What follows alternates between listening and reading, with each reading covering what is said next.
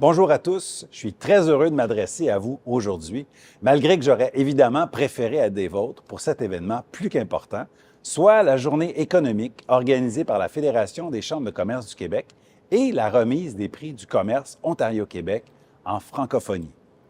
Cette distinction, remise à la fois à une entreprise du Québec et de l'Ontario, reconnaît l'excellence d'entreprises qui ont mis le français au cœur de leur stratégie d'affaires. Vous le savez, le climat mondial, économique, est rempli d'incertitudes en ce moment. Les échanges commerciaux ont beaucoup souffert ces derniers mois. Dans ce contexte, le commerce interprovincial assure chez nous une stabilité et une confiance nécessaires. Le Québec et l'Ontario ne sont pas que des partenaires commerciaux de longue date, nous sommes aussi des alliés majeurs, des alliés naturels. Dans ce contexte, nos gouvernements respectifs souhaitent encourager les initiatives de nos entreprises et des chambres de commerce visant à augmenter non seulement les échanges commerciaux, mais aussi le développement des affaires en français.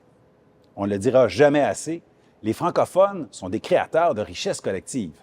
Leur contribution à la société et à l'économie sur le territoire canadien est majeure et constitue une véritable francophonie économique. L'appui à cette francophonie économique est pris au sérieux par le gouvernement du Québec. Plusieurs actions pour la soutenir sont inscrites d'ailleurs dans le plan d'action 2022-2025 qui accompagne la nouvelle politique du Québec en matière de francophonie canadienne. Et l'une de ces actions, portée par la Fédération des chambres de commerce du Québec, consiste justement en l'ajout de volets francophones à des événements économiques d'envergure au Canada. Je tiens donc à féliciter, mais aussi à remercier les représentants et les représentantes des entreprises finalistes de cette deuxième édition des Prix du Québec et du commerce Ontario-Québec en francophonie.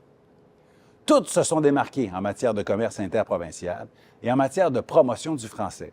Elles peuvent en être fières, moi, j'en suis fier. Alors, c'est maintenant le temps pour moi de dévoiler le nom de l'entreprise gagnante. Il s'agit de Humance, spécialiste des ressources humaines. C'est une entreprise qui a assurément le rayonnement du français à cœur et qui s'est grandement démarquée. Toutes mes félicitations, c'est un honneur pleinement mérité. Encore bravo aux organisateurs de cette Journée économique Perspective 2023. Bravo aux finalistes et évidemment à l'entreprise gagnante.